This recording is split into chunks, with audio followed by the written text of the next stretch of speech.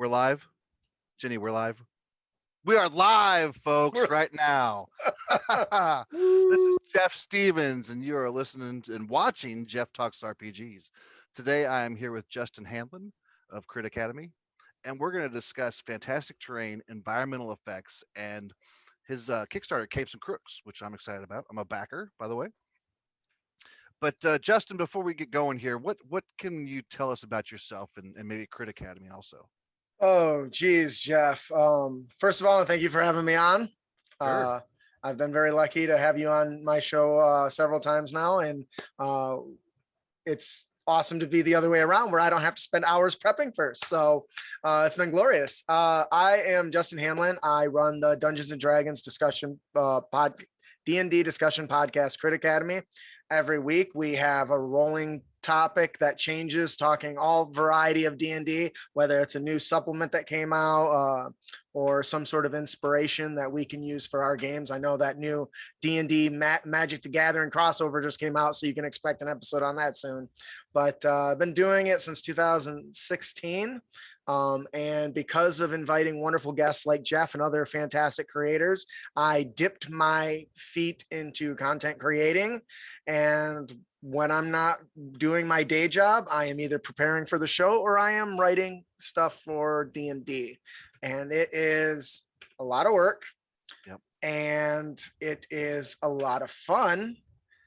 And it is taxing and exhausting too. In the same, It is.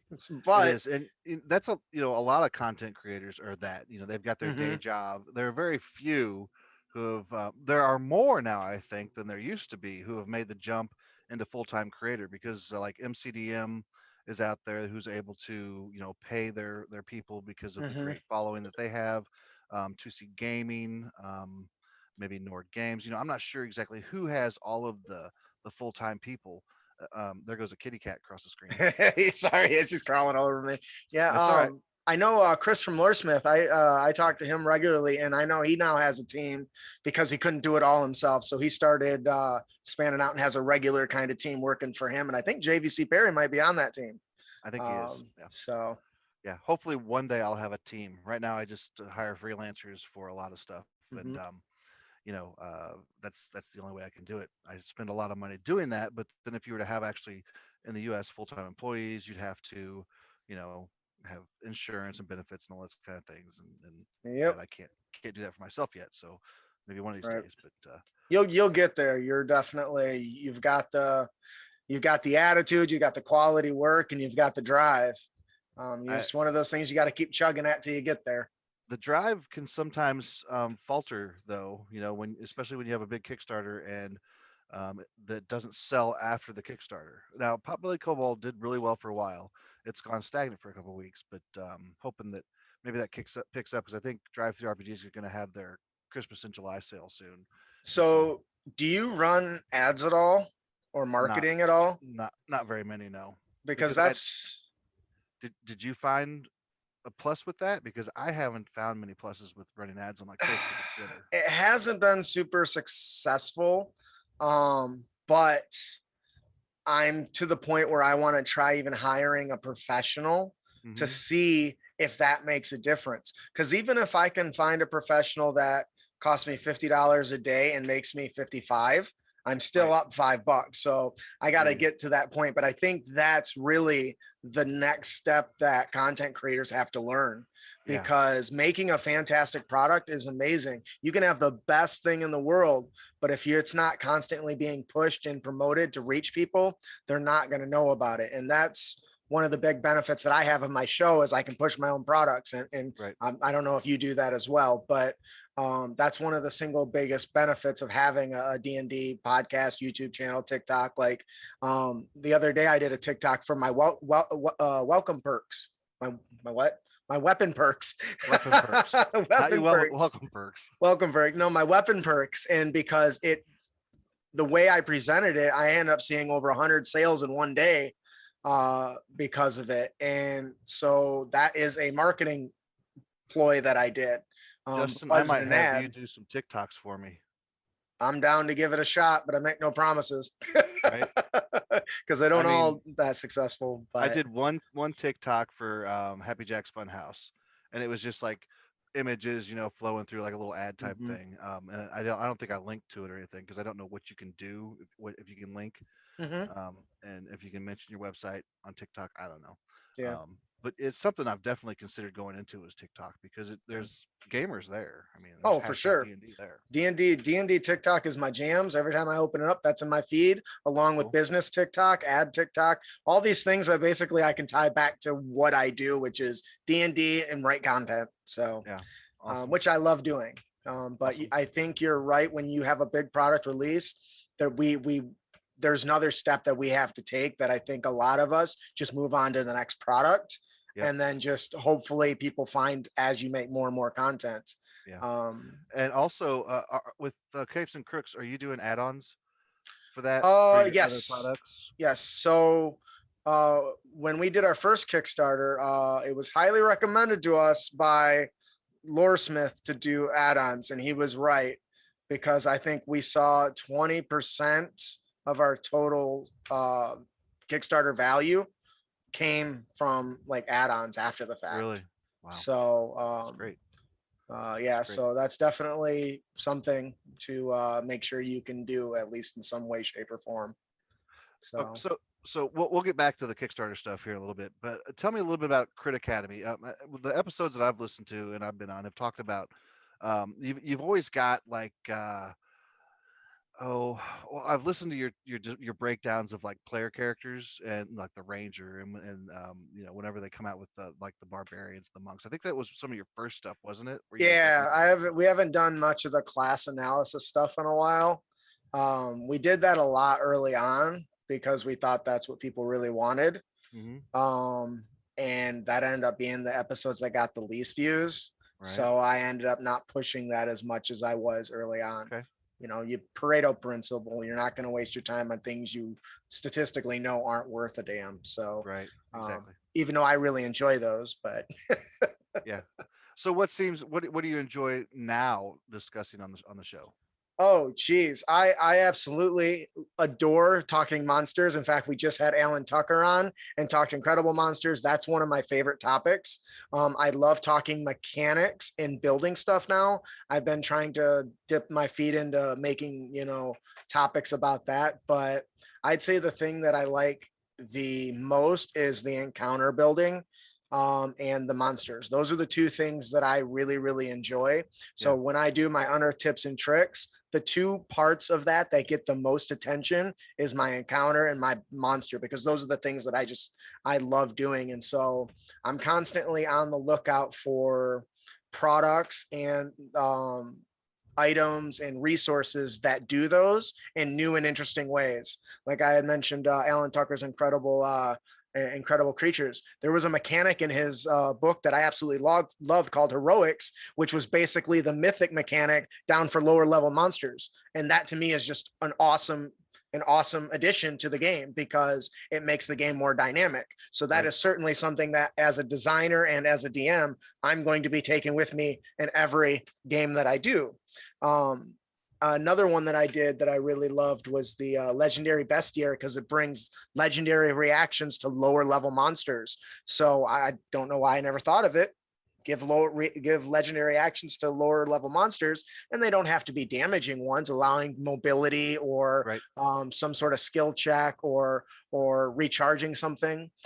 It makes the game more dynamic when the monsters do things on other turns, and then when there's different triggers. So those are really the things that Yeah. I love as a designer. Especially when it's like that oh crap moment, where Yes. you're fighting something and they don't typically have a legendary action or something like that, and then all Yep. of a sudden they do. It's like, uh-oh, what wait a minute. What's going on here? You know? Right. And that ties in with the topic we're having tonight, is the fantastic terrain Right. started off as me just pulling monster abilities and making them environmental effects, because I says, well, why does it have to just be a monster that's poisonous? Why does it have to be just a monster that gives off this disease? Or I think it started with what is the monster with the stupid stench, the troglodyte? Gas. Oh, okay. The troglodyte has like a stench aura. And I was like, Right. man, I'm going to make that environment. They're going to go through this town that's so run down and so broken that it's just rank and stinks. Everyone that lives there is immune to it, but people that come in get sick and vomit. And that was like the birth of the fantastic terrain kind of.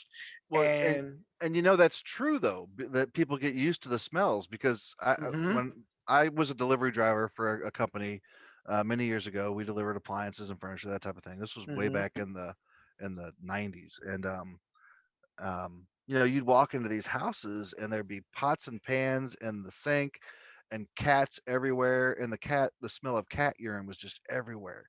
But the people didn't smell it because they were used to it, you know. But yeah, that's how that's a great effect there to add to um you know, like a city or a marsh or something. Right, right. Yeah. Because and what's fun about that though is it starts with something like that, but once you realize that that can fit in the setting, you can expand on it even more. It doesn't have to be something that's just bad. One of the expansions on that was the I think it's called the pseudo dragon has a euphoric breath. So I created an encounter that wasn't with a monster, but it was a field they had to cross of like flowers and stuff, and it left the people in like a stupor, in this euphoric stupor that came from the pseudo dragon's breath. I mean, that's where I got the mechanic. And Right. so the field itself wasn't dangerous, but it was the monsters that were immune to the effect that would then attack people while they were under the effect. And I was That's like, cool.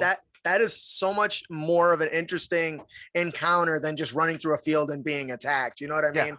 Yeah. Because the We were talking about the show or before the show about how I think it adds imagery and adds to the imagination and the theatrics of what you're seeing in your head too. You know, is because you know as D&D players and DMs, it's theater of the mind a lot of times. You know, yeah, for sure. you may have miniatures, but you're still seeing this in your head as it's all playing out. Right. Um, and to have those extra effects is just really cool. I think it does Mhm. add that extra level to combat or even you know social encounters. You know, trying to talk to somebody in that stinky city, you know, um, how good are your charisma checks going to be? Um, When you're like gagging and yeah, hurling and yeah, trying to get it's information.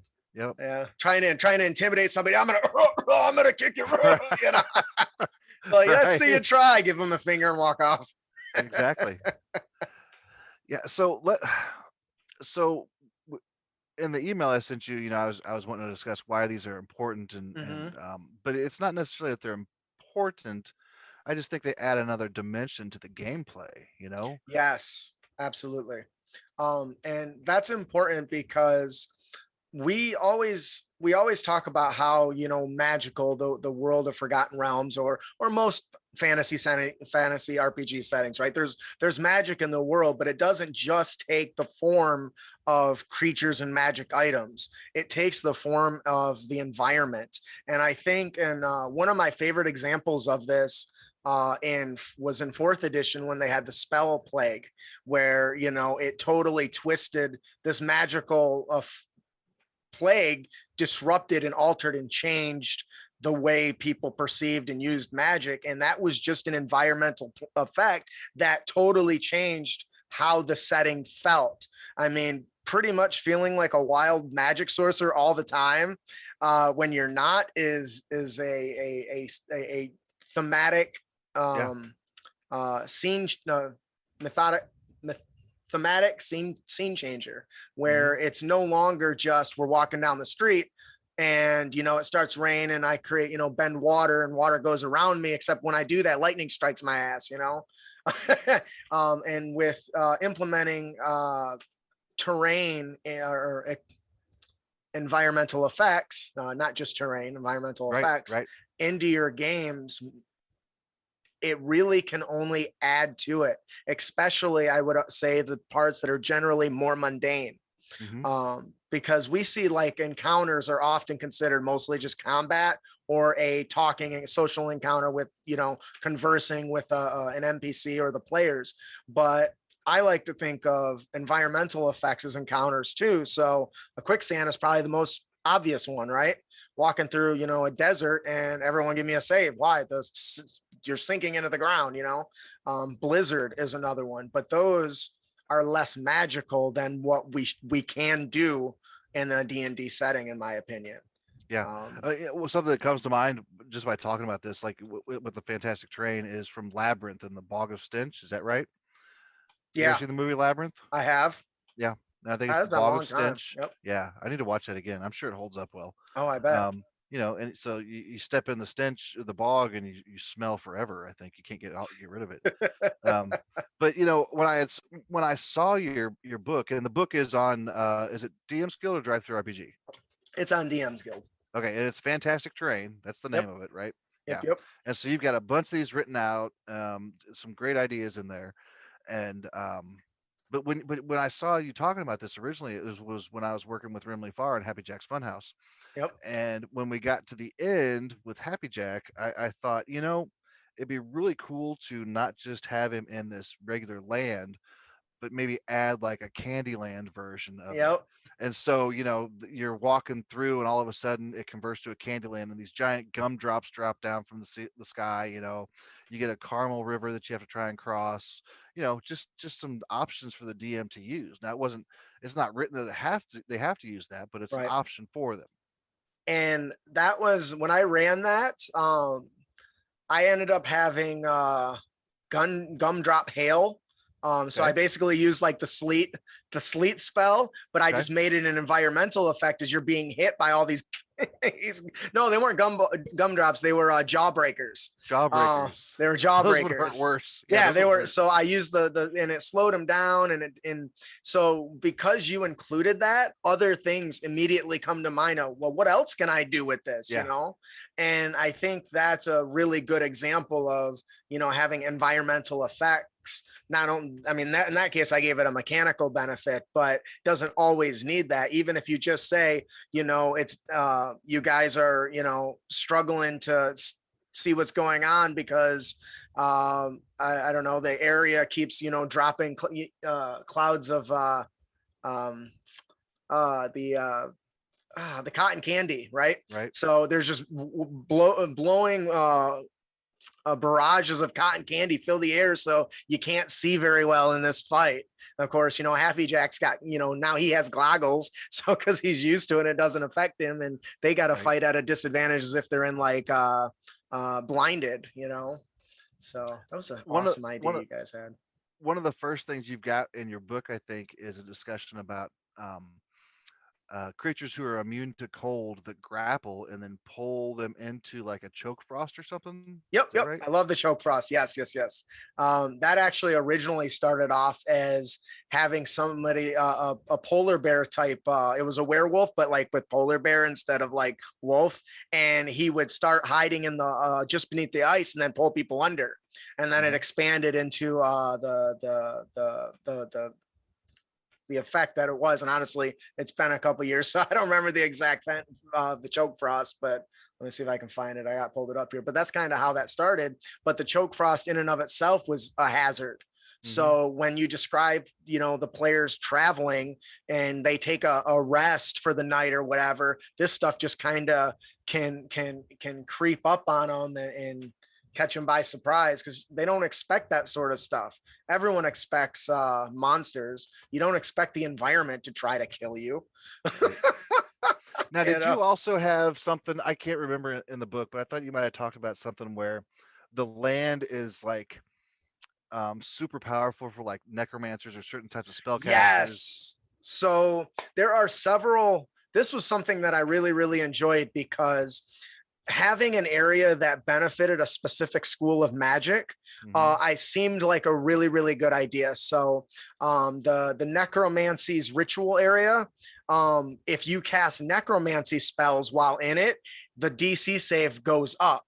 So those types of spells are more potent, Mhm. which means if the players catch on to it, they can try to use other. It's no longer just a trade blow for blow. It becomes we need to get him out of there because we're either failing our saves or his attacks are just more potent. And that also applied to the players too, though. It wasn't just something that the Lich could do or the Necromancer could do.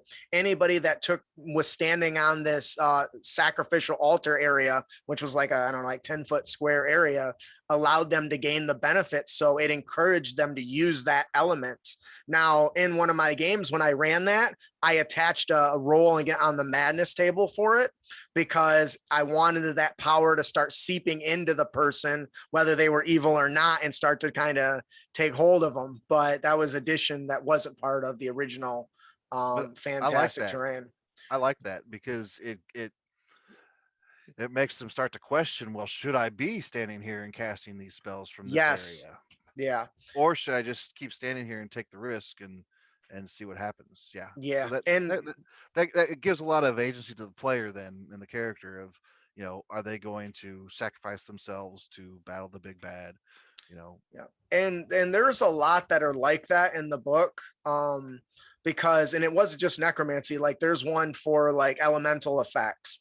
So if you cast like a cold, a fire, a lightning, or thunder ability, it gets these different effects depending on which one the dungeon master puts there. So it could just as easily be for fire or for cold, depending on the environment, so that when you create these kind of burst areas of magic, these kind of ley lines, I guess you could say, it mhm, really allowed a specific type of magic to shine. It just so happened that whoever the enemy is or the monster that was in this area also tended to benefit, which is why it was either their lair or part of their hideout or whatever. But it wasn't. It was always fun because it encouraged more tactical thinking, which is I feel like sometimes is missing from fifth edition. That some of the older editions did really well, yeah, and you could do it without necessarily needing a grid too. I tell you, this area's got this ominous, you know, green aura of, heat radiating from it. Give me an Arcana check. You recognize it as a nexus of energy from the fire, plane of elemental fire, and that you might be able to tap into it.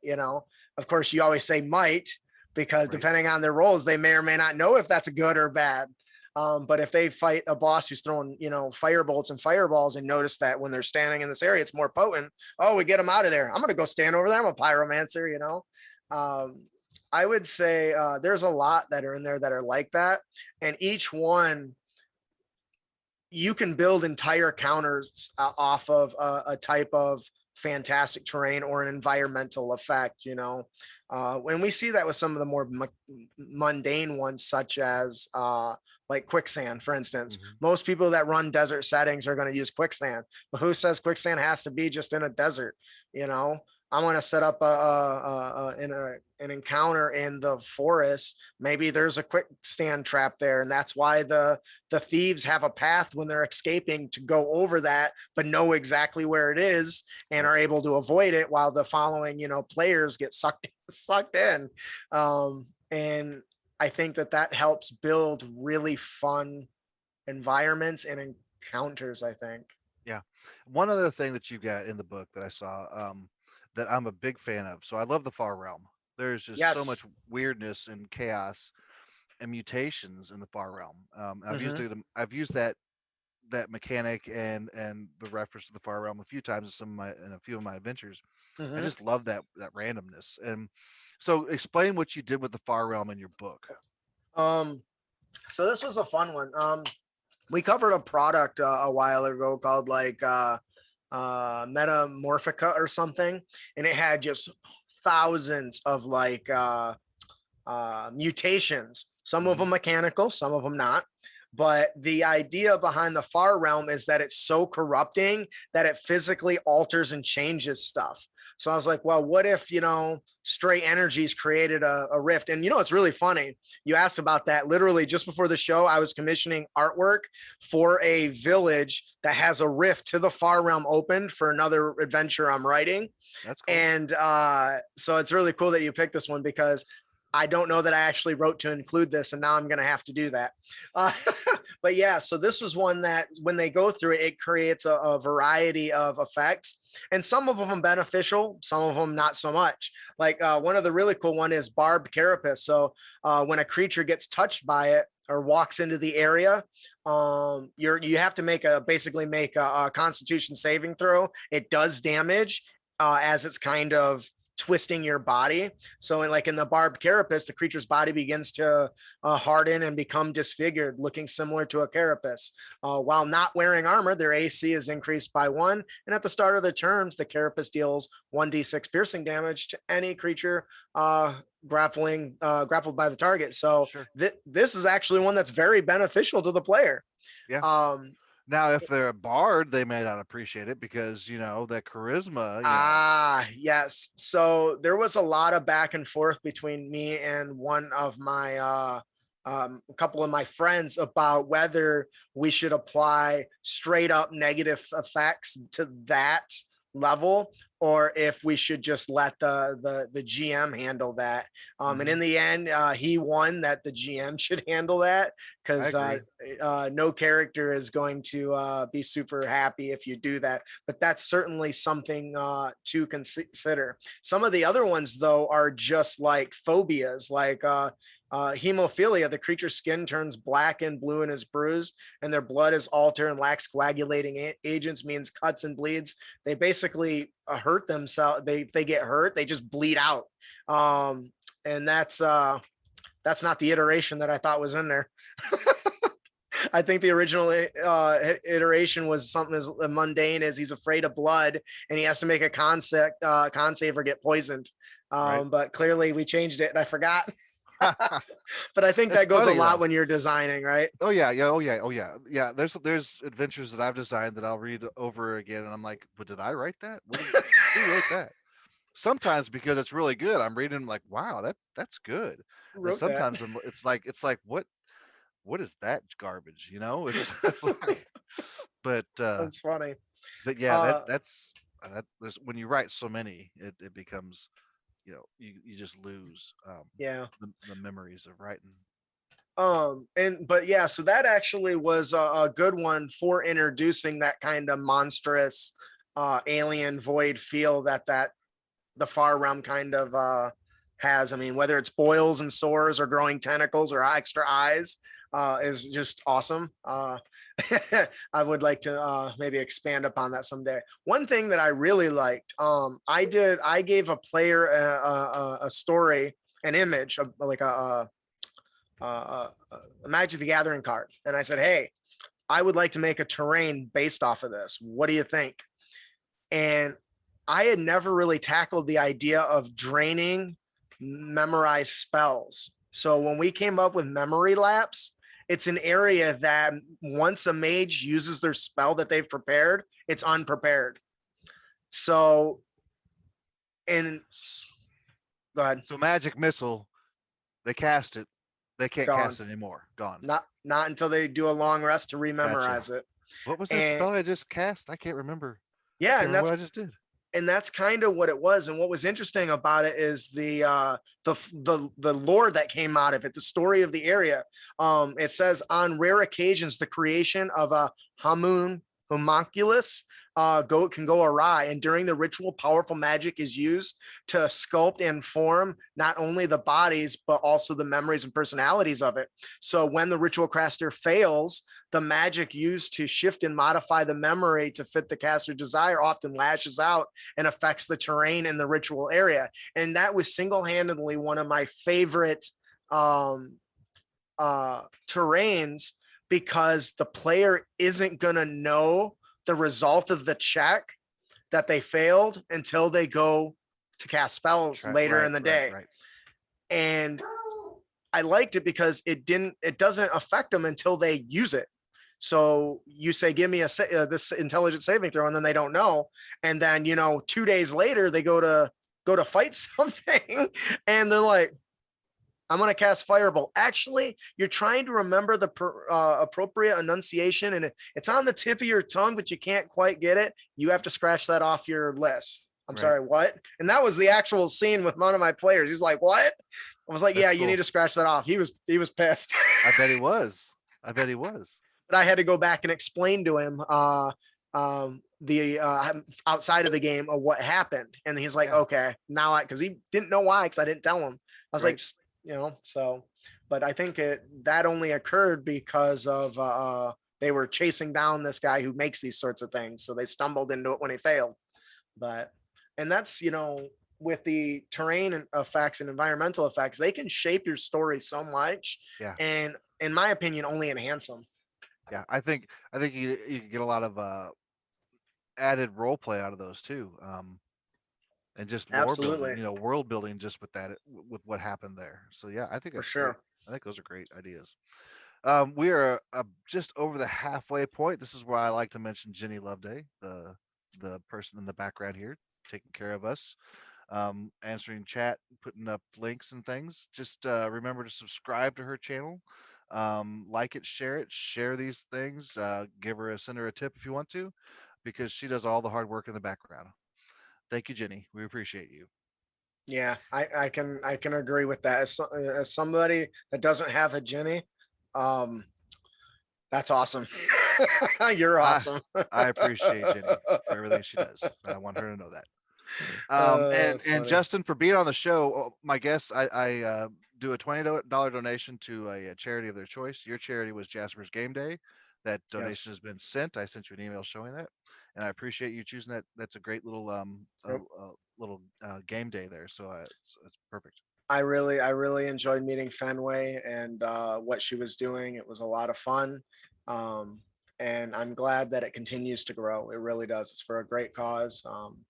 I think everybody knows somebody who's been affected by, uh, suicide. And so I think that what she does is absolutely amazing. Yeah, So I've experienced that twice in my life, and I was not. It is difficult to deal with and understand. So, for um, sure. if you are struggling, reach out and get some help. Yes, absolutely. Don't think you're the only one struggling, and you can be helped. And definitely take the steps, because we want you around. We want to play games with you. Hell yeah. I want you to walk into my environmental effects. Yep, and your fantastic terrain. Yes. But now let's talk about your Kickstarter, Capes and Crooks. This is Yes. a 5e Kickstarter, or it's a villains superhero feel with using the 5e rule set. Is that correct? Yes. Okay, explain it to me. Break it down. So I ever since I was a kid, I loved comic books. I love Hmm. superheroes. I've always wanted to write about them. I've read so many comics that I could probably fill my house with them. And so as a kid, I've always liked playing like superhero games and stuff. And so I've played Mutants and Masterminds and Icons and Masks and a bunch of Did you ever play other games. Champions? I have not played Champions. That's the one I grew up with in the '80s. Mm, Loved that game. It was a lot of fun. was it? Yep. And so we all have our own ideas of worlds we want to build as D&D content creators. So I kind of wanted to bring kind of my childhood dream. When I was younger, me and my friends would draw comics and whatever. And we always kind of had our own thing. And after I got so well into doing content creation, I decided, well, I would really like a superhero um, game. I love Mutants and Masterminds, and they used 3.5. So it only made sense that I could probably do the same with 5e. I looked at some other systems, and like Savage Worlds already had a superhero game, of course, and some other had already the superhero genre, but I didn't see a lot of 5e. And since I've created so much content for 5e, I'm like, all right, can this be done in 5e the way it stands? And it turns out it can, with a few caveats. So I was like, well, I can do this. Let me see how many heroes I can build. And I kept running into one small limitation, was while I could completely replicate my heroes, I couldn't customize them. So I could build the Hulk. It's a barbarian, right? Except he uses punches. So what's the difference between the Hulk and a barbarian? Well, if you take away the maul and just say he does 2d6 damage when he throws a punch, it's still the Hulk, right? And so where I ended up deciding the game needed some adjustment was the customization. There's a lot of people that say 5e isn't customizable enough. And when you play a superhero game, you want to be able to build your hero the way you want, completely customizable. So I'm like, well, is there a way I can do this in 5e? And it turns out there is. I'm sure you're familiar with the Warlock class. The the Warlock class doesn't get a lot of love and attention, but it is single-handedly the most versatile class, turns out. So I took with the short rest recovering of powers and spells. Right. So I said, okay, what can I do here? So first I ended up dropping the subclass system. The subclass was single-handedly the weakest point for trying to make 5e a superhero, Right. customizable superhero game, because you have predetermined paths that the character is going to go down. So we opted to say, okay, um, we we can keep some of the roles, but we're going to have to change around some of the powers so that they or make them more into powers like a superhero would have. Like the brute, for instance, is the most simple one to explain because it's very similar. It's got a lot of the barbarian stuff, right? Or similar powers to the barbarian. So if you pick the brute role, and then there's no subclass to go with it. So you get the key features of pretty much like rage, we call it ultimate defense, and similar powers like that that reduce damage, that help you get temporary hit points. But the customization came in by what we call at will powers.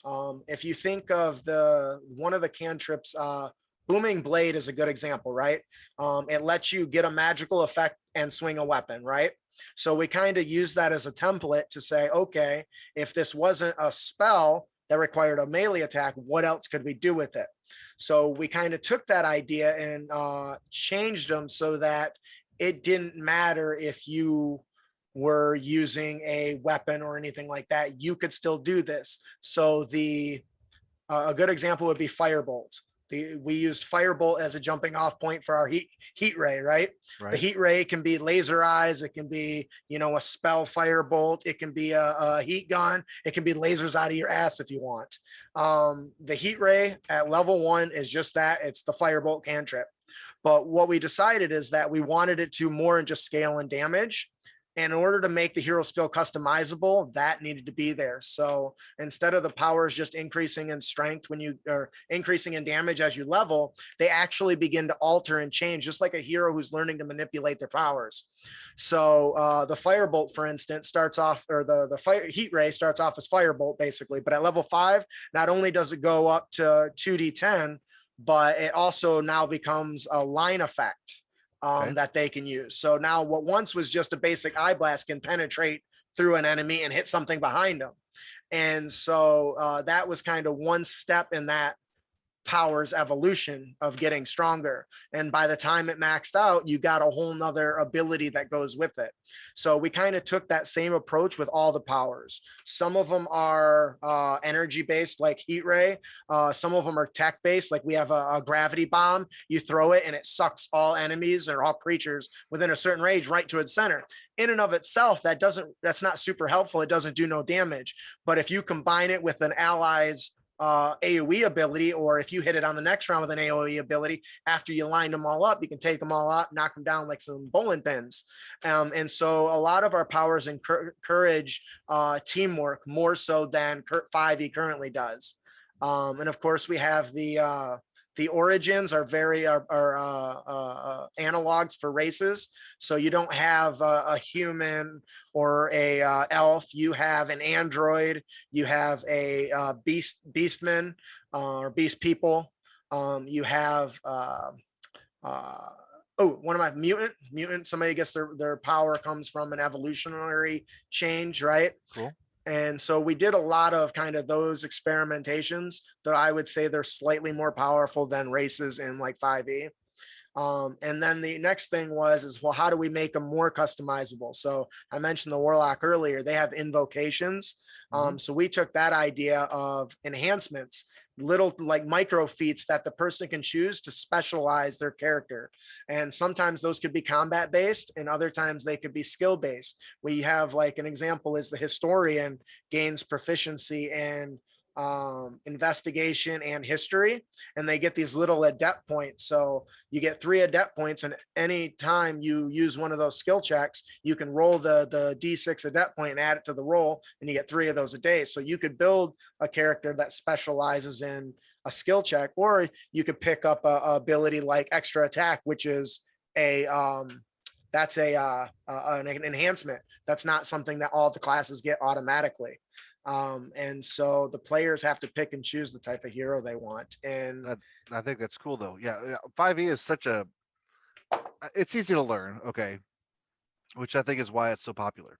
Yeah. And I think it just having that and moving that into a superhero setting is good because you have these 5e players who are able to grasp what they have or use what they have, the knowledge that they have, and move that into a different setting with Yeah. some tweaks to characters and that type of thing. But And that was the hope, that because it's hard to get people into a new game, but it's easy to say, hey, you already know this game. Let's go play as our favorite superheroes, man.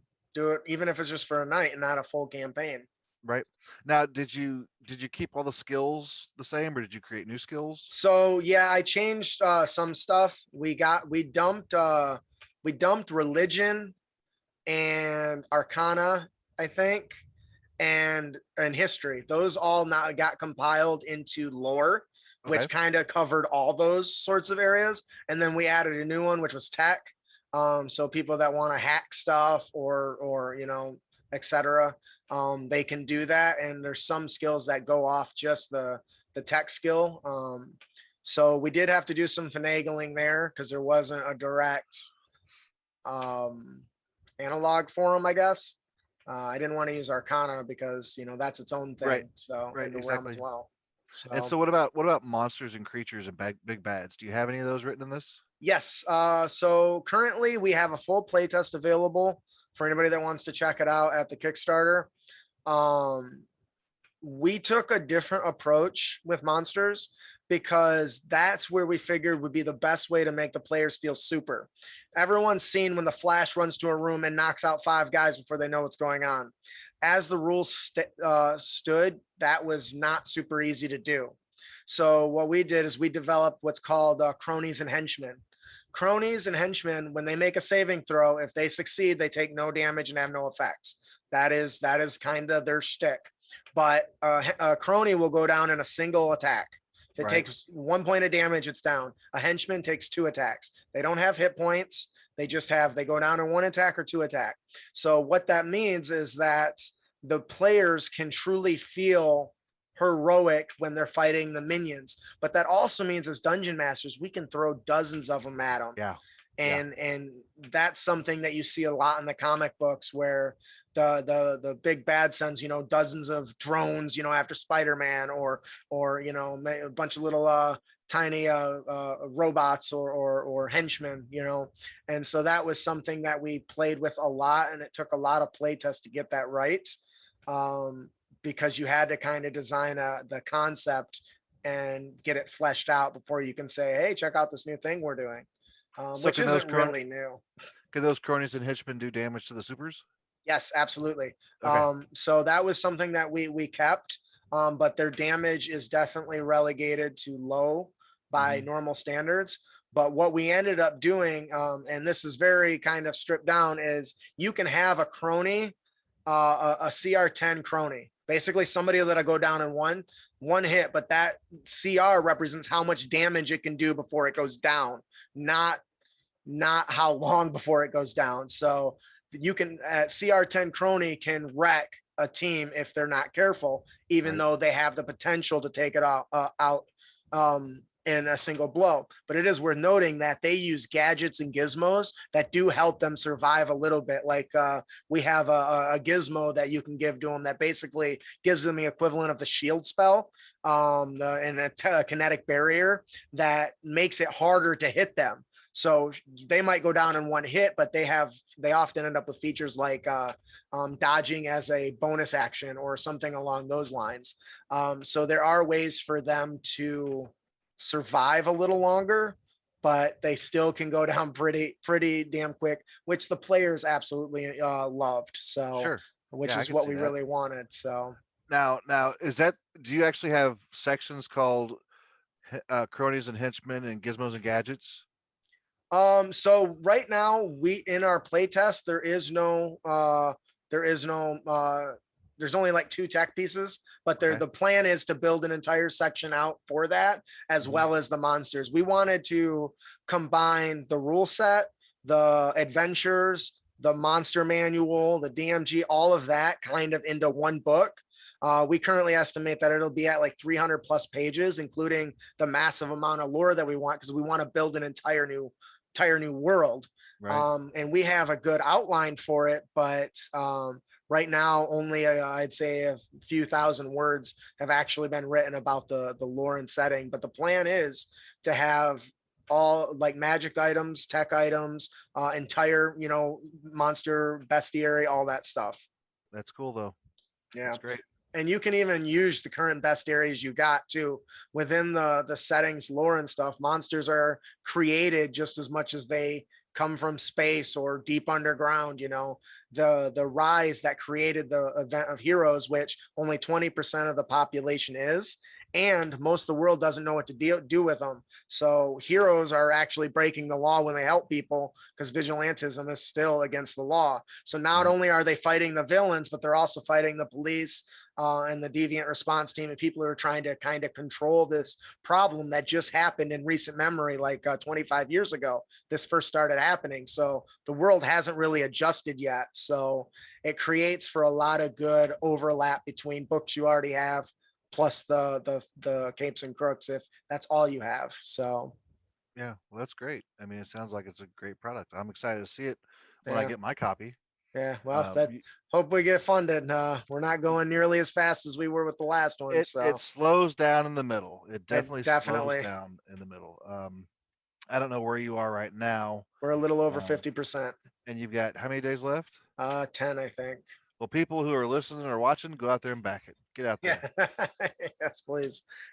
We're definitely, it's like I said, we're hiring a lot of writers out, all the custom artwork, everything. And dude, you aren't kidding. That shit is costly. It is Like, extremely costly. Yeah, I put um 15,000 into Potbelly Cobalt, and in the back end now I'm making sales and making money off of it. I didn't make anything off of it when I off the Kickstarter, yeah. yeah, no. I had hoped to. I'd hoped for that $200,000 Kickstarter, but Yeah, those are, you see, and we as we were going through this, like, man, these people are all funding. I was like, because that's what Kickstarter shows you.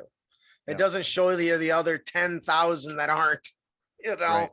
Yeah, exactly. So So, it's definitely a challenge. So and I did a little research on, I looked up things that didn't fund, and I'm like, well, wow. So I really need to set my goal just to make it, just to make the money, to do it. yes, Um, and some and of the if you're people talking out about there, a 300-page book, that's a lot of money. I know, uh, close to 30,000 actually, Yeah, yeah, and paying good wages and paying good top artists, and yeah, it's costly. And we went after Capes and Crooks because we thought it had an audience, but 2 days before ours launched, a different one launched, yeah. and that That's kicked us rough. right in the dice. So Yep. It's hard to know what's gonna yeah, be original and unique yeah. when you think you've got this great idea and then somebody else comes out with something similar. It's like, dang it. Yeah. Well, So and it doesn't help when some of them put realistic expectations. Like our competitor released at a $3,000 funding goal, but the product that they presented and the quality, there's no way that's what it cost. right. What they did is the book was probably already made. They put it at a low so to roll over that 100%, 300%, 400%, which drives it to the Yep. front of the line. And Yep. that definitely doesn't help people like us that are just people. Yeah, you've set the budget to make it. Yeah, I understand. I So, understand. but that certainly makes it harder. But you were talking about trying to advertise. I didn't find a whole lot of money in advertisement. Of course, I didn't put a whole lot out, or I didn't put a whole lot of money into it. Twitter didn't seem to. Well, actually, Twitter was a good funding platform for me. I got quite a few um, backers from Twitter, but I didn't get a whole lot from Facebook. I don't know if you've been able to reach out to BackerKit. So that's funny you say that. We did pay several $1,000s into backer kit. Um, and it did, the ROAS did yield a decent amount. So we will likely use them again. The Okay. problem is it got to a point that the Kickstarter was moving so slow. If we let it keep running, we'd end up spending so much if it didn't get funded that it wouldn't have been worth it. Yeah. But it's certainly something that we're going to probably use again for another project, just because the ROAS is the number that they, here's how much you spend, here's how much you're expecting back in pledges, Right. and they pretty much doubled it. But you got to draw the line, because no matter how much they double it, you still have to pay the other amount of back. And if you barely fund and still have to pay that back, Yeah. you're going to Yeah. end up screwing yourself and not having the money to make the product. So we'll probably re-enable it a little bit before it ends. But I've heard good things about BackerKit. I was skeptical to try it. mhm, I didn't try it with Potbelly Kobold. I don't think I got somebody good to work with. I just never really got the information I wanted from it. yep. So maybe the next one, I'll try it. But and it's Kickstarter is its own platform. It's its own little social media almost, because you the more Kickstarters you put out, the more um, of a fan base you grow with Yes. your Kickstarter family, and so they'll get that Mhm, information, like back another project by Crit Academy or back another yep. project by Jeff Stevens Games, and so yeah, it's all about growing that too. And once you get that Yeah. built up, yeah, And it's we thought about that after the fact. It's possible us changing genres. It occurred to us that you wouldn't be able to tap into the exact same audience. And once again, lessons learned, I guess. But I think we only had like 13% returning backers. But I'm really, wondering if it's because it's a different genre than our normal audience, yeah, and if we made that change too soon. yeah. So, But I wouldn't call you dead. I mean, you still got oh 10 yeah, I don't days. think so. It's But it's it's entirely possible. it You just doesn't mean gotta. it's not stressful. It's a stressful last I month. Believe me, I know. I know. When I was at a certain point there, I'm like, wow, it's just like one a day, one backer a day, and then two back, and then you lose a backer. It's like, what's going on? What did I do? You know? Um, so That seems pretty normal. We looked at our last Kickstarter and realized that our there was like a 9 or 10% people who signed up, and then that dropped it later on. I yeah, think that's pretty common with like super backers, because they're constantly trying to figure out where they want to put their money. right. So hey, this is really cool. Oh, I like this better. It's like when you go shopping and you grab a shirt, but you only got $20, and then you see another shirt, like, oh, I like that one better. I'm gonna hang this one up. Yeah. At least in my mind. No, I think it's a great product. It sounds like it's going to be a lot of fun though. Yeah, So I'm excited. I really hope you succeed with it. yeah, If not, you can do it again. yeah. We'll see. What's so awesome though is I've had nothing but good feedback from people that have played it, Right. and that really helps. Like the guys over at the One Shot Onslaught, they literally told me I have never had as much fun creating a character as I did when I was doing it for Capes and Crooks, which That's is cool. what we were going for, because it's one of those things that creating characters is something that we just love doing. So when you have so much freedom to pick and choose, you can literally pick the same role. I had one person build the same role, the crime fighter, 12 different ways in our Discord. 12, and none of them played the same. And Wow. that's just what's so phenomenal about it. So but yeah, I love all the gizmos and gadgets too. Like, Yeah. It's. I think. I mean, with the new Magic the Gathering crossover into D&D and D&D nerds now, the candy, and all this Strixhaven coming out with Magic the Gathering and D&D, I think we're going to be seeing more Magic players and more D&D players. I think as this comes about. no, So, I know um, that I got some friends of mine that play D&D that are coming over. I bought a bunch of big of those box sets, and we're gonna have a booster draft. Some of them have never played Magic before, but they're yeah, playing because it's Forgotten Realms. I've So got about 700 cards in the mail to me coming next week. I think how I many? bought a I bought a booster box, a regular box. I can't. I bought like 3 boxes. Yeah, I think we got 4 of the booster boxes. Yeah, I don't know how many cards that I is, think but there's. Is it the jumbo packs, the white ones? yeah, no, I the They're the ones that you get at the store Okay. that they sell them out of those boxes. About a lot. Yeah, Jenny actually is going to. She and Alan are going to be streaming tomorrow, opening some packs that they've got. Oh, that's awesome. I don't So come for a little while. right, yeah, we Well, don't have the well, connections. and ours is for a booster draft, so I couldn't even open them if I wanted to. Right, right. Like I gotta wait and open them one at a time.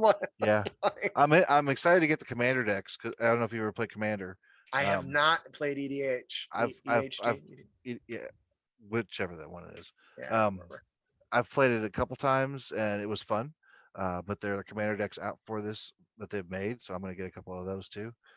So I'm excited for it. I think it'll be a lot of yeah, fun. me too. And I know a lot of people don't like that they've been doing a lot of crossover, but hands down, one of my favorite books right now is Guildmaster's Guide to Ravnica, because I love faction-based, political intrigue, and it's got gadgets and gizmos. And what did I just say? I love me some gadgets and gizmos, especially with the Izzet League and it randomly blowing up in your face. So I'm excited to see that crossover, and I know that it's going to do well for both sides of the table, right? Yeah.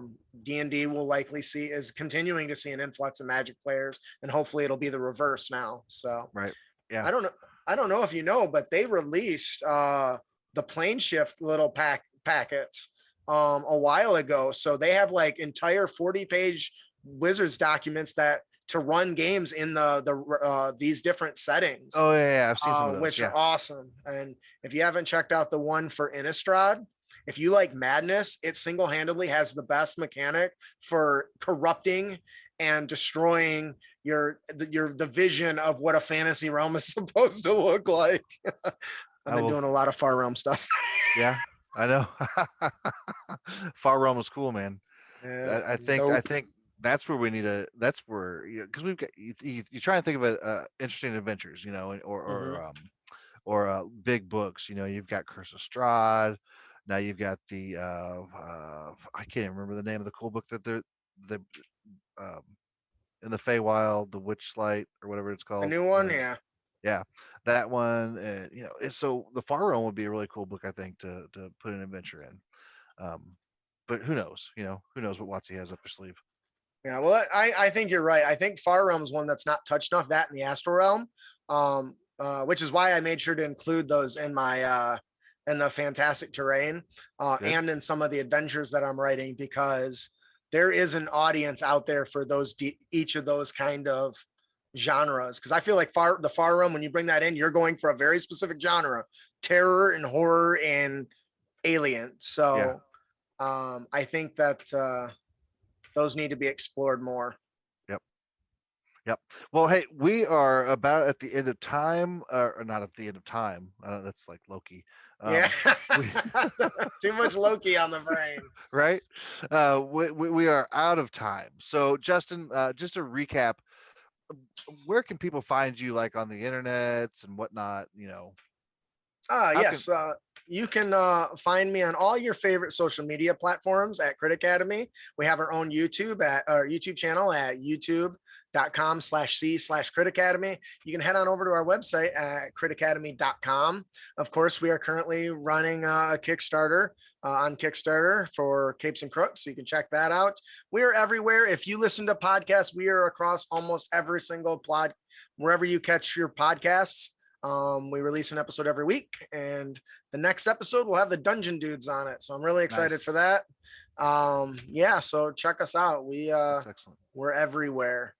We're everywhere. I'm trying to be everywhere. I'm not as everywhere as you yet, but you're getting there. I'm trying. And you're doing a great job. Thank you. It's a lot of fun. I have a lot of fun talking to people and talking about different things that we can do with. I know. And learning about people. So yeah, and I am Jeff Stevens. You can find me on the internet, on Twitter, with the worst Twitter handle in the world, J Corvin Stevens. I wasn't thinking when I made it, and yeah, who knows. I'm also, you can find my website, jeffstevensgames.com. I'm on the DM's Guild and Drive-Thru RPG. If you want to buy one of my books, how about Adventures from the Potbelly Kobold? It's a good book. I think so. You should. Can I give you a plug? Yeah, sure. If you have not played Night of the Rise by this man, oh my God, you're missing out. It's a good one. Actually, I'm meeting up with a couple other creators in a couple weeks up in Leavenworth, Kansas, and he there might be another person there. And I said, well, I'm game to run one of my adventures, and I said it's a great introductory D&D game because it does so many different. It uses so much of the pillars, and I said what it was, and Chad has played it. I think Chad Lynch is listening or watching the show now. Um, he's played Night of the Rise, and he had a great time with that. And I'm excited to run it for another group. There are two adventures that I run regularly. One is Night of the Rise, and the other one is Banquet of the Damned, because you and Benoit, those are single-handedly two of my favorite adventures for a myriad of different reasons. But That's kudos awesome to to hear. you. That's awesome to hear. I appreciate that. Yeah, I appreciate that. I can. So yeah, go out there, back Capes and Crooks. Let's see that thing hit 100% so Justin can realize his dream and create more and have some superheroes and 5e. And until next time, we appreciate you watching the show. And go out there, have some good dice rolls, play your game, and peace. Be out.